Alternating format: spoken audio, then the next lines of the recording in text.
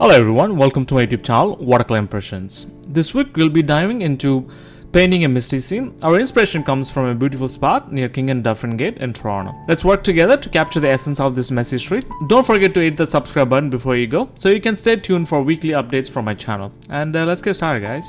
Before we jump on the painting, I want to talk about a little bit of our reference. You can see this is a reference I took a picture of, and we'll be painting this into 9 by 12 inches. So I want to make sure that I want to show the story in a 9 by 12. So, but if you see the overall composition, it's changed quite a bit, and there's also a lot of empty spaces here, and I also want to get rid of this empty space as well. So the easiest way I did is just have a little bit of space here. And I also want to make sure that once I do this, it's not cutting in half. So any painting you do, make sure you cut your canvas into 1 by 3. So there's 1 and there's 2, and everything should be here. And this kind of works, but in 9 by 12 it will be like this. So what I did is I moved these buildings here, and I moved a little bit here, and I removed this arch because I don't want to have it in front of it. And what I did is to add, since it's a little bit moody, I also want to have a little bit of impact in my painting. So what I did is I created a little bit of reflections reflecting on the road, and to make it any better, and I also reflected this green light. And there is this equipment here, so I want to add like some kind of red in it, so it looks good. So what I'm going to do, I also added a red here. So these are the things you have to keep in mind before you start painting. Decide your composition, make sure that don't split in half, split in 1 by 3, and make sure you're telling a story. So if it's a 9 by 12, it's going to be like this. So I have to move everything around to this side. So when I started drawing, I usually keep in mind I'll keeping things moving around. And now we learned how to capture the essence of the scene, and how we're going to tell a story. And let's go and start painting.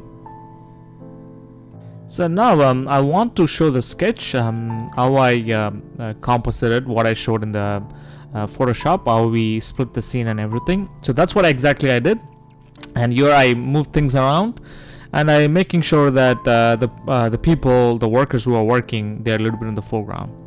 So the first wash is just to kill the whiteness of the paper. So I'm just using yellow ochre, and I bring it all the way down.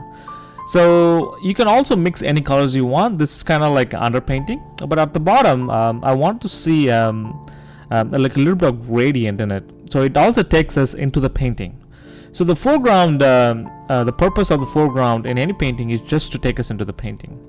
So before it dries out, I'm going to wet the paper again, and I'm going to put a little bit of this bluish clouds in it. And as you can see, I'm not being as close to my reference. There's one thing when I paint is not getting bogged down in my reference, because I want to express myself in a way that it's my painting. So that also helps you to not to be so caught up in details and painting freely. And now I'm adding the figures, the workers, and this is just to see where they are sitting, and just to have a little bit of like a map, because if I add those figures, I know that where they are sitting, and I can paint around it. And being said that, I started with the figure because they are also my focal point, and I want to make sure that they read pretty nice and precise than any other areas in my painting. And I'm also making a little bit of contrast as well by doing the painting really vibrant. So when it comes to the background, there are a lot of trees which is coming at the back, and it's also a fall season. And when I'm doing it, I'm also not to try to make it vibrant. So I want to create a mood of a misty scene in this painting. So in misty paintings, everything looks saturated. It looks super saturated. When you go out and see everything in rain, everything looks super saturated. But in a reference, if you see, it looks super dark because the photo usually captures the crisp look of it, and it also make everything darker. So that's why a lot of artists go out and paint to learn Mother Nature, because when you take a picture, it gives the sharper look as well as make everything darker. And I'm also keeping that in mind. I'm also want to set the mood to be really misty, so I'm not trying to be make it a little bit darker, and I'm also trying to keep it less saturated. And watercolor is also really easy to keep it less saturated, because when you put the pigment with a lot of water in it, it keeps saturated. But if you have more pigment with less water in it, it makes it vibrant. And now I start with the truck or trailer, which is at the back, and I'm combining with it. And when I painted the trees, I want to make sure that I'm painting in one single shape and not worry about thinking about each individual leaves. And that's one thing you have to keep in mind. And when you paint background, that's what you're doing. Keep as one single shape, not doing everything else. So now I'm adding that this structure and this building where medieval times happened in Toronto. And I also want to make sure capture that two pillar buildings. And you can see I also moved these pillar buildings because it's close to each other, but I moved a little bit around just to create a nice composition. So I'm not trying to copying as it is. So that's one thing I usually put in my work. Try to change everything because that brings originality in my painting. So now I'm combining the top shape with the bottom shape using a wet on wet technique, and it gives this really nice blending. And when you squint your eyes, and if you see, the reference looks darker and it also looks almost dark, but I'm not making it that darker. I'm just having a little bit of color, and I'm also making sure it's like saturated. And I also made this a one single shape. I'm not painting each individual objects or buildings in my painting. And this structure, I'll put some time because I want to make sure that this reads really nice because it's against the sky. And I'll start with the top shape, and I'll keep bringing it down and thinking to make sure to think as a one single shape. And you can't see in the reference. If you zoom in, you could see it. There is a little bit of windows at the top as well. And the dome I paint as fast as I can because I want to do as a one single stroke. And there's also some glass inside, and you can see the interior part of it, but I keep it really simple, not to overdo it. And I should have combined this building with when I painted that pillar building, but I didn't do it. But now I'll combine it, and I'll make sure that it connected to that building as well. And I'm also connecting that shape to the background tree as well. And there is also this building on the right hand side, which you can see, and it's cut in half, but I'm trying to bring it a little bit towards that shape of the building. And the building I put it dried quite a bit. I want to make sure to glaze over. I glazed over it, and it looks a little bit darker. You will see as it dries out, it gets really light.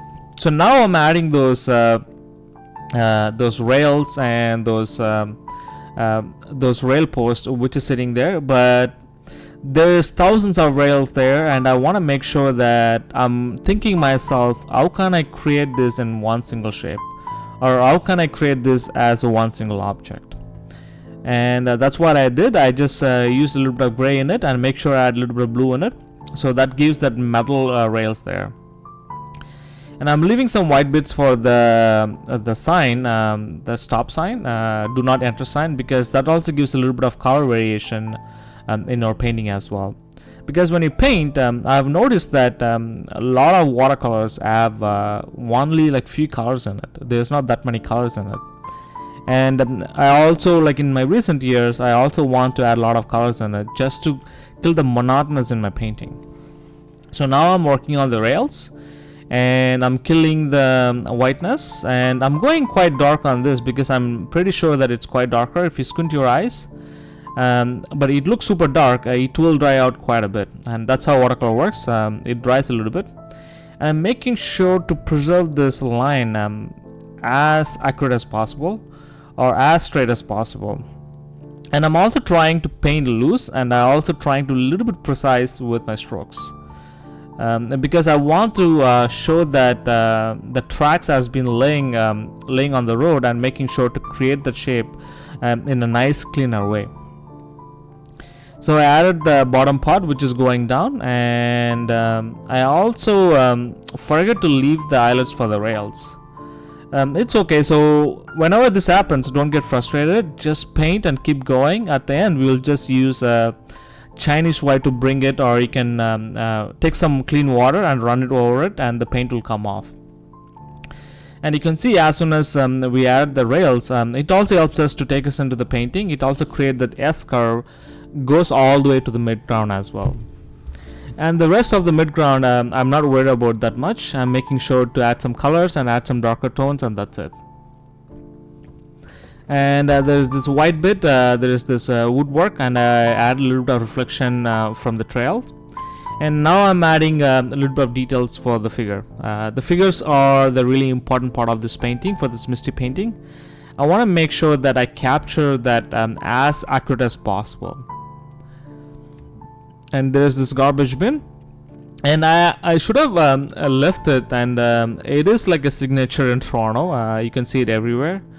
And I also want to add it because it also gives a really nice reflection in the foreground. And you can see I also started with light wash, and I'm slowly building it up and not rushing into anything else. So when you paint in watercolors, you have to have this planning to layering things and slowly building it up, and don't go quite dark in the beginning, and then it will be really hard to manage your values. So any watercolor painting or any painting, you should have really nice values. So what I mean by that, it should have the lightest light, and it should have the darkest dark, and it should have really nice midtones as well.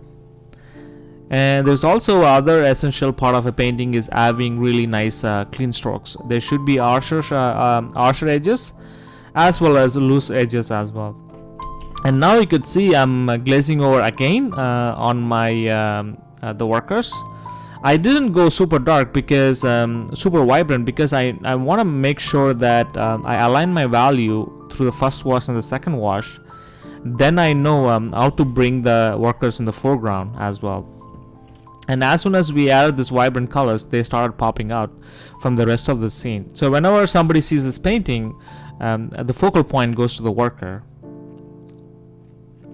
And now the painting looks like it's been snowed, and there's a lot of white bits. And as soon as we start adding the reflections, it will give that misty, rainy look. So these are the tertiary details. I'll wait till the end, and this also helps to break down our painting into really nice crisp edges. And what I'm talking about is the street lights and the street wires and everything. There's a lot of things happening, but I'll simplify it, and I'll just only add wherever it is necessary. And sometimes if you can't make a straight line, it is okay to use a ruler or something to get a straight clean lines. It is okay to do it. But if you want, I highly recommend learning to paint straight lines because it's really good for dexterity. And now what I'm doing is I'm trying to frame that figure on the foreground, and I paint a darker tone. I'm using my nails to take out some bits just to give some show that there are some rails there. And now I'm squinting my eyes, checking that if my values are aligning on my objects. And there's this darker machine which is in the foreground. I'm added that as well. And there's a lot of wooden planks sitting on the foreground and the midground. I added that. Before it dries out, I'm also adding a darker pigment in it. So I'm adding the do not enter sign, and as I said, I left it till the end. So now we're going to add this reflection. So my process is really simple in watercolors. So I pre-wet the paper with color of the road, and I'm going to use a little bit of warmth in it. And you can see I also made a little bit darker in the foreground because I want this to take us into the painting. And you can see in a quick confident way we should be able to do the road. And before it dries out, I rush in and I put the darker color on top of it and let it bleed. And I also putting a little bit of a darker tone at the midground, but I'm not making it darker. I'm making sure that it's a little bit lighter. And being said that, I'm also squinting my eyes, checking that there should be some light comes through as well. And I also want to making the foreground a little bit darker as well. I'm taking a clean brush now and making sure the lights are coming through from the sky, which is reflecting on the road. And you can see, before it looked like a snowy scene, as soon as we start adding the reflections, everything come alive. So I'm going to add another reflection where the figures are sitting, and that gives a little bit of nicer reflection, a darker reflection. And it also happens in rain, if you can go and see. And now I'm adding the street lights. I should have added early, but it's fine. But I'm adding the street light just because I can reflect the green light at the bottom of the road. So now I'm adding the street wires, and making sure not to overdo it and trying to make it really simple. And now I'm going to use white paint, and I'm going to bring back some of the highlights which I missed while I was painting. And this also brings back some of the highlights on the rails. I can see as soon as I put the highlights on the rails, it looks like it's reflecting from the sky. So I'm also reflecting the green light from the street light, and I'm also adding a little bit of red light on the machine and reflecting on the ground as well. So now you can see here it came out nice, and we took a overcast scene, and we tried to capture the essence of that scene. And we made a misty painting with a lot of reflections on the road, and I also made up a lot of reflection as I went. And this comes by studying from other references as well. And now it's your turn. Take one of your reference and try to capture the mood and the essence, and try to change the mood of your artwork as well. Thanks again for watching this misty painting tutorial. Please feel free to share your thoughts on the video in the comment section below. If you have any other topics related to watercolors that you would like me to cover, please reach out to me at watercolorimpressions@gmail.com or leave a comment down below. Don't forget to give this video a thumbs up and subscribe to our channel for weekly uploads, and share with your fellow artists, friends and family. And good luck with your painting, folks.